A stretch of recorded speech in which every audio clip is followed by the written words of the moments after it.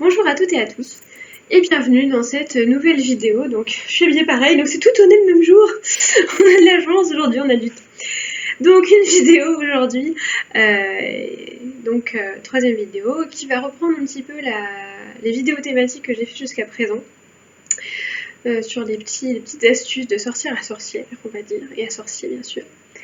Aujourd'hui, on va se concentrer à comment trouver du matériel quand on est fauché. Y compris quand on est très jeune et qu'on n'a pas encore d'argent ou qu'on a un argent de poche extrêmement limité et que papa et maman ne veulent pas trop nous acheter un chaudron et un balai. Donc on va voir un petit peu qu'il y a des choses qui sont faisables et que quand on est une sorcière avisée, le système D est vraiment notre ami. Alors, rassembler du matériel. Quand on a envie de travailler avec du matériel, bien sûr, parce que ça encore, c'est une envie. Mais comme je l'ai dit dans la foire aux questions, donc numéro 5, le matériel, ça peut être un soutien, ça peut être une aide. Moi, je suis quelqu'un qui a besoin de matériel, je le revendique haut et fort. Et donc, je vais surtout pas aller à l'encontre des gens qui ont besoin d'objets. Donc, ça peut être une vraie aide. Il y a des gens qui ont envie de rassembler des objets, ne serait-ce que pour s'inscrire dans une tradition aussi, parce que, ouais, c'est plutôt chouette de faire des potions dans un vrai chaudron plutôt que dans une casserole Tefal pour faire une infusion. Moi, j'aime bien. Donc, si on a envie de rassembler tous ces objets et qu'on est fauché, première vertu à avoir, ça va être la patience. Rassembler du matériel, ça va prendre du temps. Donc, c'est pas quelque chose que vous allez faire en un jour, ni en un mois, ni même en un an. Ça va être un travail de longue haleine parce que vous n'allez pas aller dans un magasin et claquer du pognon en jetant des billets. Vous allez avoir besoin déjà de temps pour trouver des bonnes affaires et de temps pour trouver des objets qui vont vous convenir. C'est une quête. C'est une quête de soi et c'est une quête sur sa voie. On doit prendre son temps, vous n'aurez pas tout à vos débuts. Au contraire, au début, vous allez rassembler des petits bouts en fonction de ce que vous allez pouvoir trouver. Donc vous allez voir que vous allez amasser des choses en fonction de vos priorités à vous aussi. Vous n'avez pas besoin de tout au début, au contraire. Vous allez commencer, c'est un petit peu comme quand on fait la cuisine. Mon exemple favori. On va commencer par s'acheter des fourchettes, des couteaux, des cuillères, une casserole, 2-3 moules à gâteau, des assiettes. Et puis après, on étoffera en s'achetant des objets un peu plus spécifiques. Mais on commence avec les essentiels en général. Donc c'est de ces outils-là en particulier dont je vais parler aujourd'hui. Pour vous donner mon exemple personnel, mon premier sort, je l'ai écrit en 99. Je n'ai eu ma baguette qu'en 2007. Mon grimoire en 2006. Ça fait quand même un petit panel de temps. J'ai pas écrit mon premier sort et eu mon grimoire dans la foulée, je l'ai eu 7 ans plus tard. Donc, il y a quand même une certaine progression avant de rassembler tous les objets. Donc, on va voir qu'il y a plusieurs catégories d'objets et plusieurs endroits où se les procurer de façon économique et pratique. Alors, première catégorie, les objets que vous allez pouvoir fabriquer vous-même. Alors, mine de rien, il y en a pas mal. J'en ai listé 3, voire 4. Le 4e est un petit peu particulier puisqu'il s'agit du grimoire, on le verra à la fin. Mais en tout cas, il y a pas mal d'outils que vous allez gagner à préparer vous-même. Non seulement ça ne va pas vous coûter cher, mais en plus, il sera bien qu'il soit imprégné de votre intention et de votre savoir-faire, même si vous n'êtes pas un pro. Alors évidemment, numéro 1, la baguette.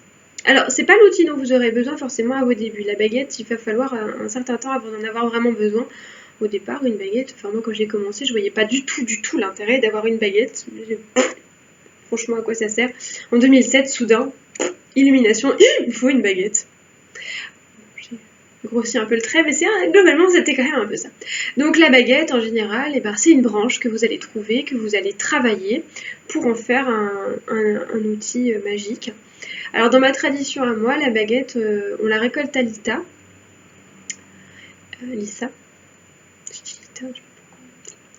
Donc on la récolte à Lissa, donc au solstice d'été, et on la travaille pendant 1 an et 1 jour avant de la consacrer et de l'utiliser. Donc c'est un outil dans lequel j'ai mis beaucoup de ma propre énergie. J'étais un peu fébrile, oh là là, attendre 1 an et 1 jour, ça fait beaucoup. Et au final, ça valait le coup parce que du coup, aujourd'hui, j'ai vraiment un outil dont je me sens très proche et je me vois pas, je vois, il y a des sorcières qui changent de baguette régulièrement, moi je me vois surtout pas changer de baguette ou en avoir une autre. c'est celle-ci, ce sera la baguette de ma vie, quoi, en quelque sorte, sauf accident. Donc la baguette, c'est un outil que vous pouvez tout à fait fabriquer vous-même et c'est même recommandé de le fabriquer et pas d'utiliser une baguette toute faite. Même si les baguettes du commerce sont jolies, elles ne vaudront pas énergétiquement la vieille branche que vous allez tailler vous-même et qui vous coûtera pas un copec. Ensuite, deuxième outil que vous pouvez fabriquer, c'est le balai. Alors moi j'en ai un exemple, alors c'est pas moi qui l'ai fait, mais il a quand même été fabriqué. C'est mon papa qui me l'a fait. Donc il a fait quelque chose de tout à fait basique. Donc il avait pris un bâton en bambou, parce qu'il avait ça dans son garage, un bâton en bambou, et on a récolté du genêt qu'on a fait sécher, et donc on a fait une brosse en genêt. Donc il est loin d'être parfait, il l'avait bien collé, il l'avait lié avec du fil de fer. Mine de rien, il a tenu le coup, parce que ça fait quand même pas mal de temps que je l'ai, celui-là, ça doit faire 10 ou 12 ans, quelque chose comme ça. Donc voilà, alors c'est pas du tout un balai traditionnel, manche en bambou... Ce serait à refaire aujourd'hui, je prendrais peut-être pas du bambou. À l'époque, voilà, il me l'avait pris parce que je trouvais ça esthétique et puis parce que voilà, il avait ça dans le garage et que c'était facile. Donc c'est de la récup, hein, voilà. Le genêt, ça m'a rien coûté, on est allé le ramasser. Le bambou, ça n'a rien coûté non plus. Alors c'est rigolo parce qu'au début, il était tout vert et il est devenu brun avec les années et il craque. Je l'adore. Enfin, je l'adore, voilà.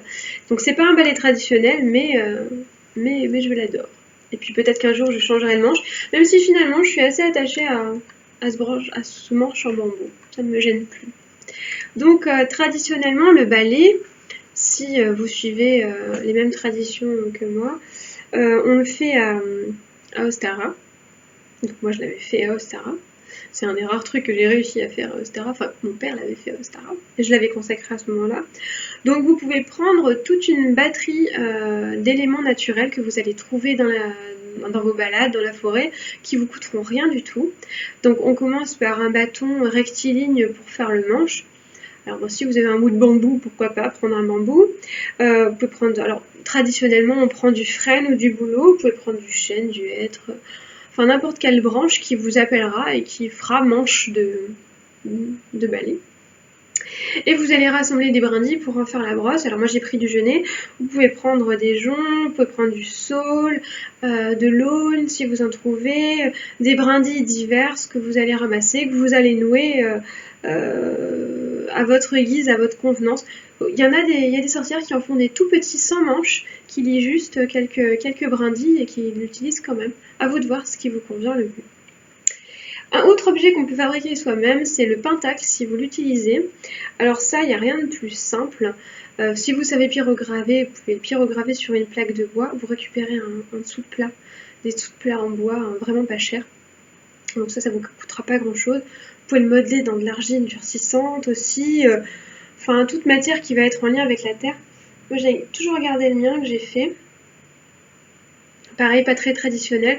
Donc c'est une branche de rosier que j'ai plié en 5 parties égales, que j'ai reliées donc avec un morceau de raffia rouge.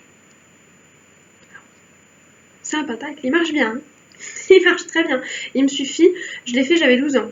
Il tient encore. Donc il me suit depuis longtemps. Donc voilà, hein, ça peut être des petites choses comme ça. Donc ça, c'est toutes des choses que vous pouvez faire vous-même. Si vous savez coudre, vous pouvez faire vos pochettes. Si vous savez tricoter aussi, on peut faire des petites pochettes en tricot, des petites bourses pour envelopper vos tarots, vos pierres, vos amulettes, etc. Il y a plein de choses qu'on peut faire soi-même avec de la récup. Donc justement, puisqu'on parle de récup, il y a pas mal d'objets de votre maison, dans deuxième catégorie, que vous allez pouvoir détourner, c'est-à-dire des objets qui au départ n'avaient pas du tout cette vocation et que vous allez pouvoir piquer dans les placards de vos parents si vous habitez encore chez vos parents ou dans vos propres placards si vous habitez seul, volez-vous vous-même des objets, volez-vous. Donc on peut trouver pas mal de substituts d'objets à détourner qui du coup ne vous coûteront pas très cher. Par exemple, si vous voulez un calice et que vous avez dans votre placard des verres à pied, vous pouvez tout à fait prendre un verre à pied. Mon premier calice, moi ça a été une coupe à glace. Voilà, parce que ma mère avait cassé des autres, il ne me restait qu'une, elle était toute seule. Du coup, j'ai récupéré une coupe à glace. Pourquoi pas? Ça marche très bien. Ça faisait très bien office de calice. Un verre à pied, ça marche aussi. Vous pouvez même prendre un verre sans pied. Alors bon, pour l'image du calice, c'est vrai qu'on prend un verre à pied. Prenez un verre qui vous plaît, que vous aimez bien, que vous trouvez joli et que vous avez le droit de prendre. Mais c'est tout à fait possible. Pour l'encensoir, si vous n'avez pas d'encensoir, ça coûte assez cher. pouvez prendre un coquillage type coquille Saint-Jacques ou à ballon, que vous allez remplir de sable pour éviter que la chaleur le fasse éclater et pour éviter surtout que ça brûle vos supports, et que vous allez poser sur un support ignifugé. Alors support ignifugé, il y a pas mal de choses. Il y a des dessous de verre en liège, ça marche très bien le liège, ça isole pas mal.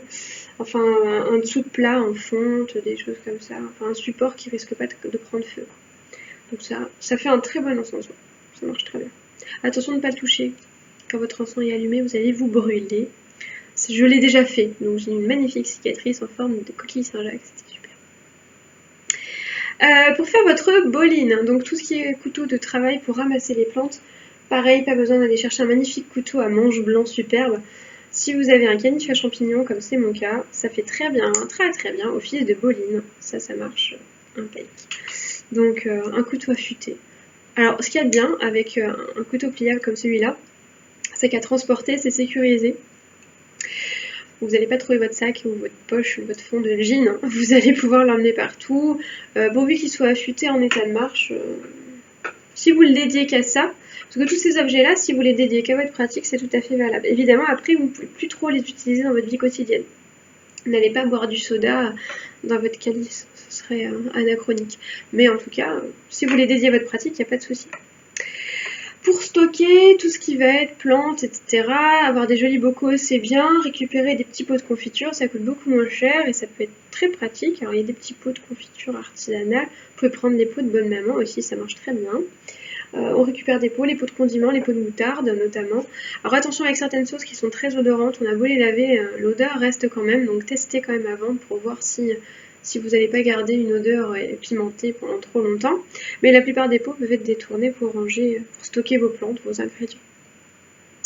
Pour stocker vos pierres, j'en avais déjà parlé dans la vidéo sur les pierres, je fais un petit rappel.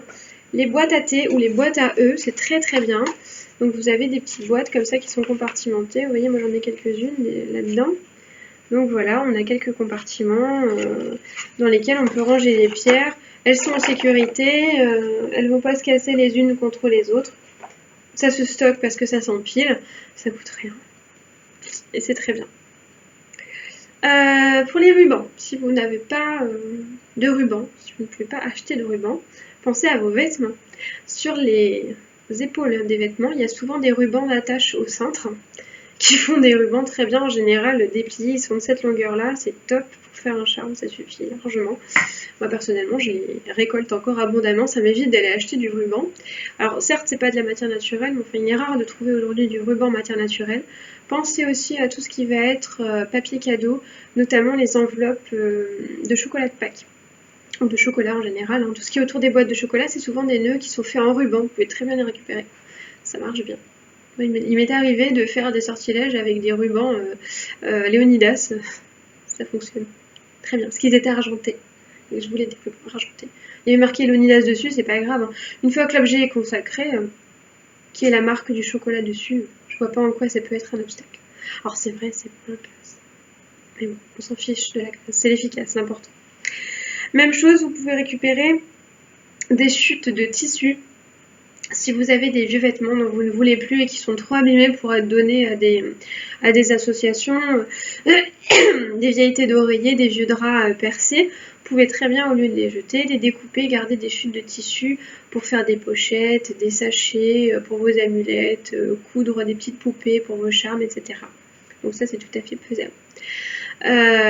Si vous êtes un stit, comme ça a été mon cas, pensez à récupérer des craies, ça marche toujours.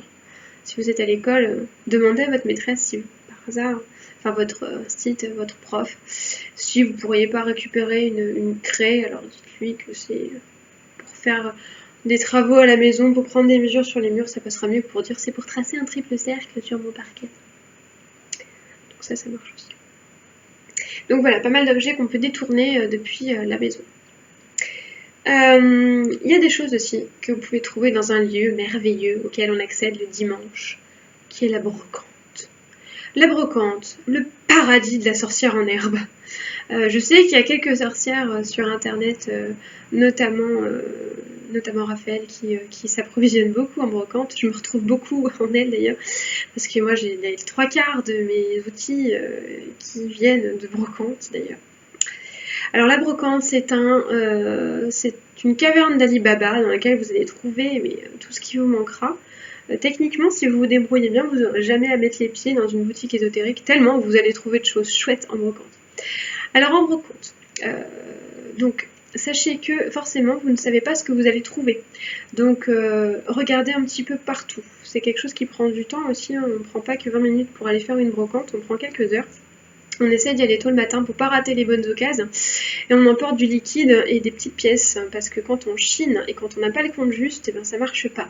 Alors chiner, c'est marchander, c'est-à-dire qu'on peut très bien marchander le prix d'un objet. S'il vous paraît coûter moins cher que le prix auquel il est affiché, vous avez le droit de dire à la personne qui le vend, non ça je vous le prends pas à 10 €, je vous le prends mais à 8.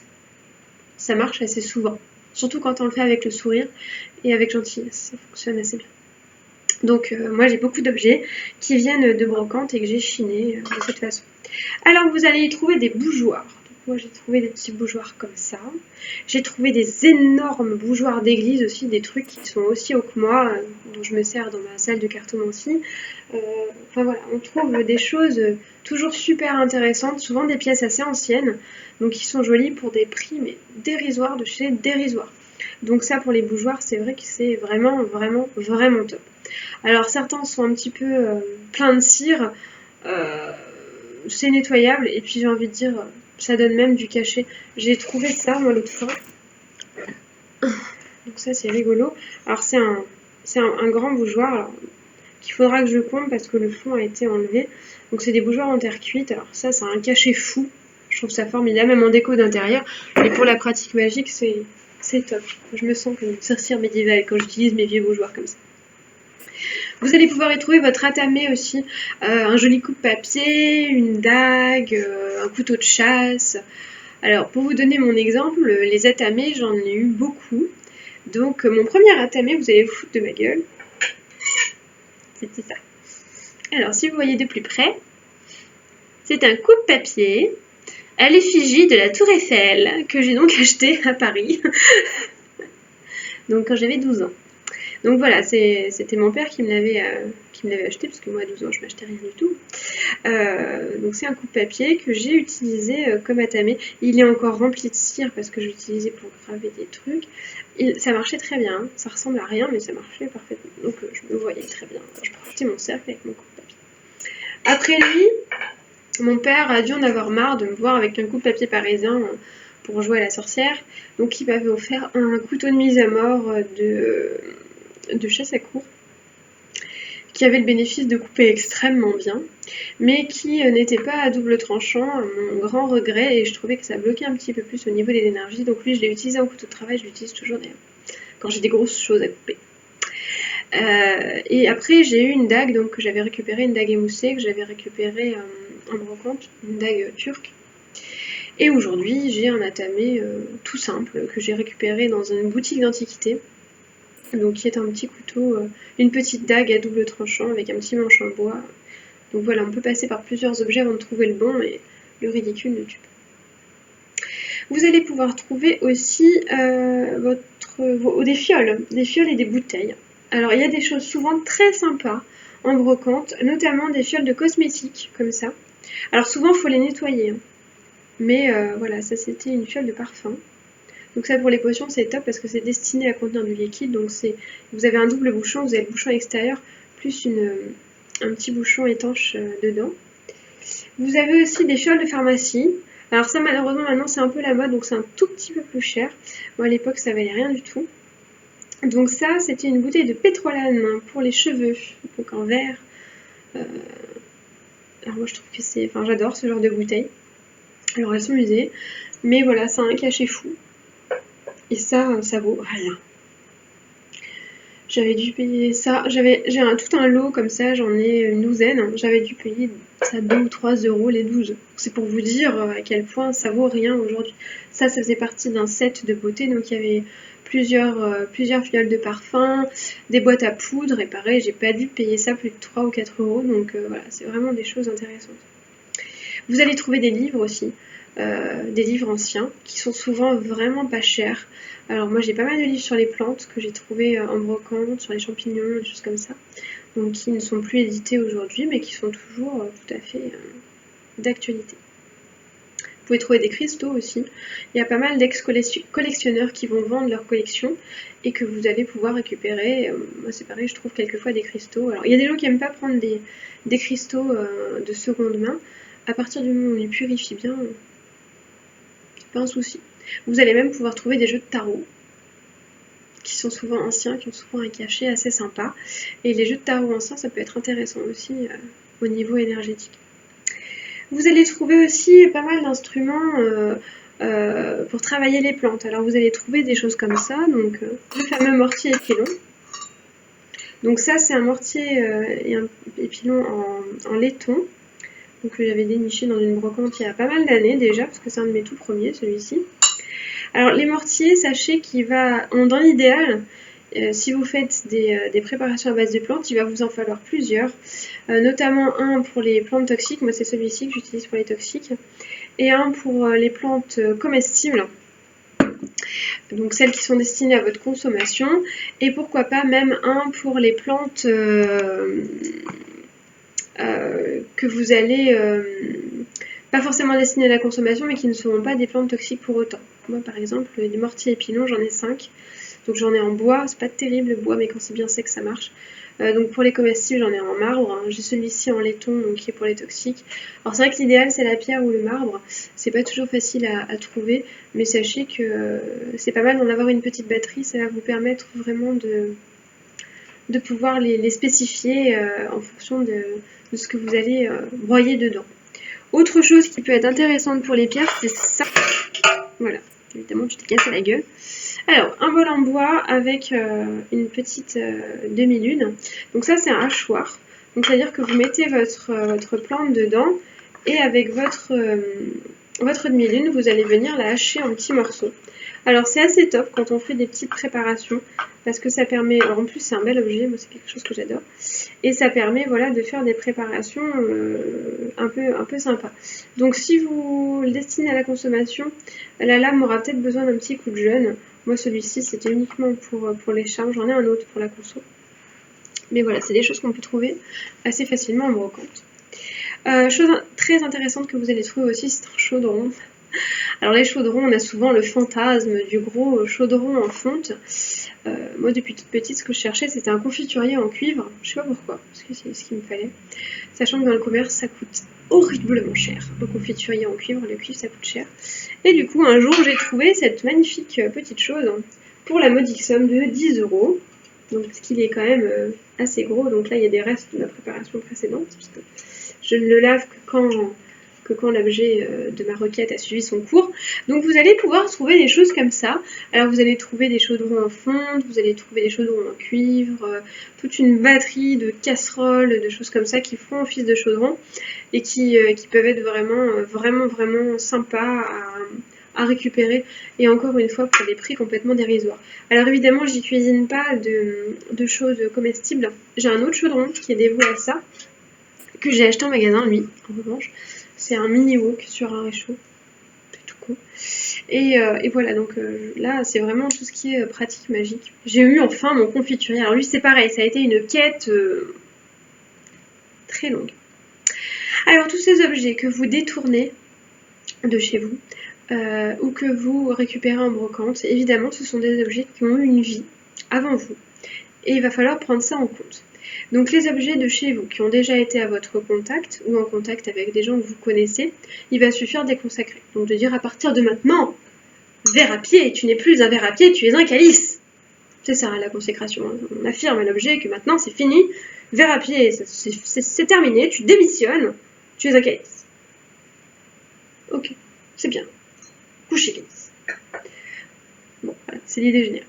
Par contre, en brocante, ces objets, ils vont être passés dans des mains de gens que vous ne connaissez pas, voire de multiples gens. Et avant de consacrer ces objets, il va falloir passer par un rituel qu'on appelle l'exécration. L'exécration, si vous voulez, c'est le moment où vous allez nettoyer l'objet de toutes ses influences antérieur et lui signifier qu'il va oublier son propriétaire ou ses propriétaires précédents pour n'être plus qu'à vous. Donc c'est un procédé qui en général se fait avec un rituel, avec des cendres, avec une matière isolante comme le charbon de bois, des choses comme ça. Donc vous allez en trouver pas mal sur internet, des rituels d'exécration. Donc ça va débarrasser les objets, les outils de leur vie d'avant, et en particulier des scories que les gens vont pouvoir avoir laissé, des mauvaises influences, par exemple des objets qui ont appartenu à une personne décédée, qui peut y avoir laissé des petites choses, ou qui ont appartenu, pourquoi pas, à quelqu'un qui a pratiqué la sorcellerie avant vous, ou qui a tiré les cartes, comme les jeux de tarot.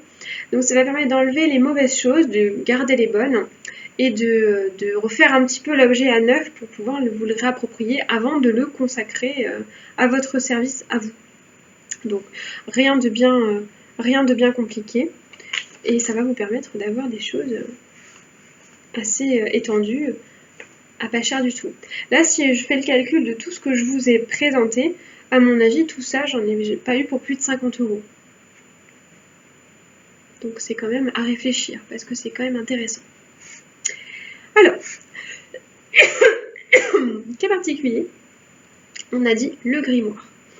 Alors le grimoire, techniquement, il peut entrer dans les 3 catégories. Les objets qu'on fabrique, les objets qu'on détourne et les objets qu'on chine en brocante.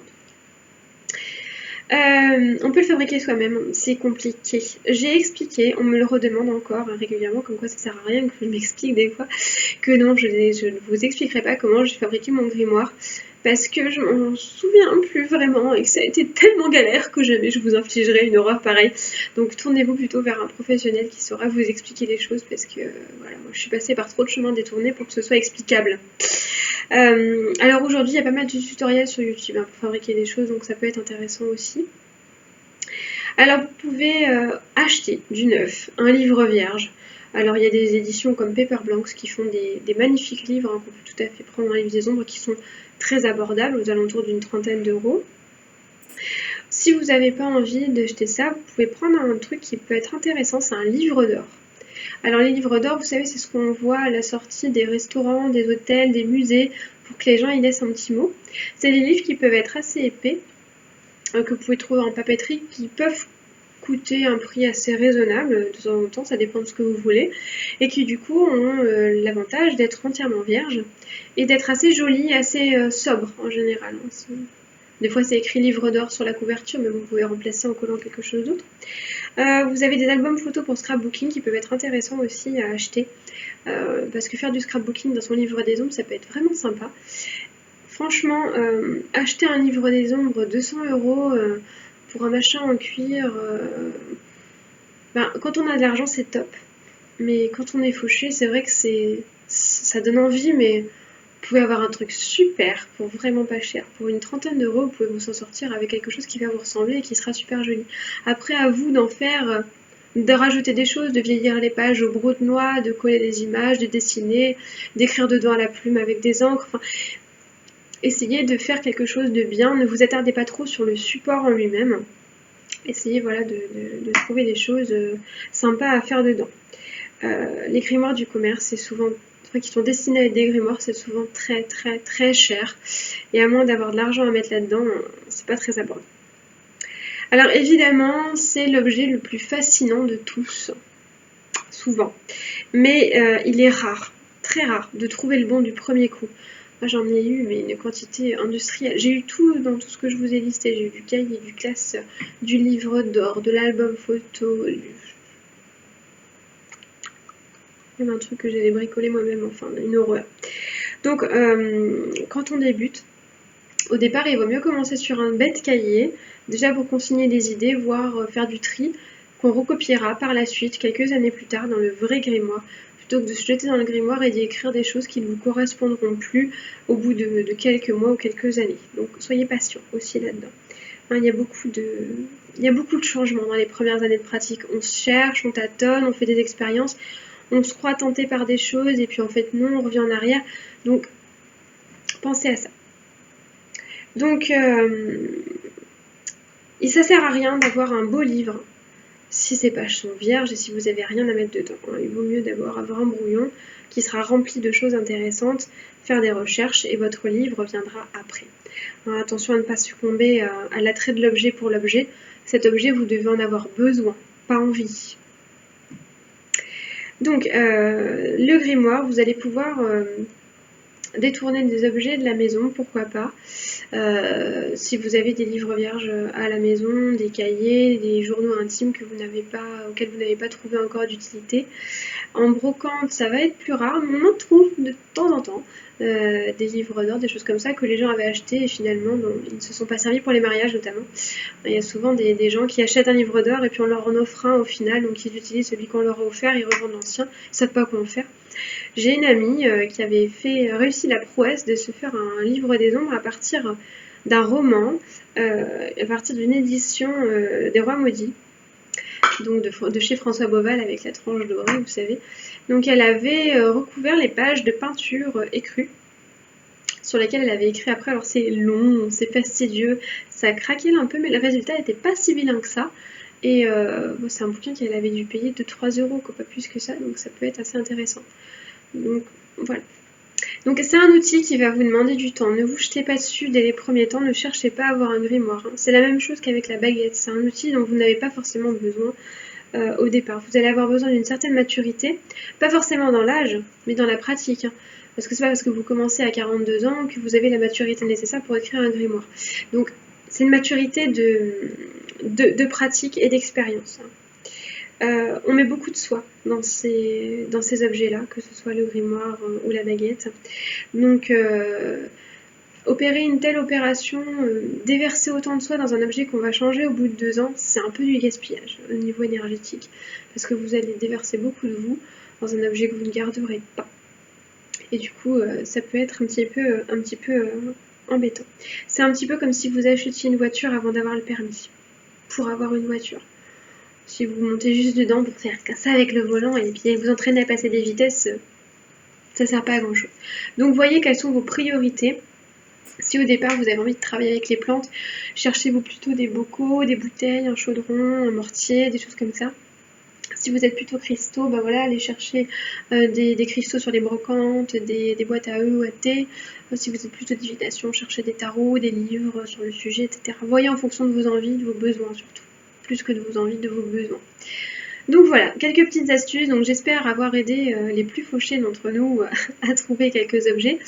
Et puis tenez-moi au courant d'ailleurs si vous avez envie de raconter des histoires de vos trouvailles intéressantes ou d'autres bons plans auxquels j'aurais pas pensé. Vous pouvez les partager dessous, partager un petit peu tout ça avec moi et avec les autres. Et puis en attendant la prochaine vidéo, je vous souhaite une belle journée, belle soirée, tout ce que vous voulez. Et à plus. Bye!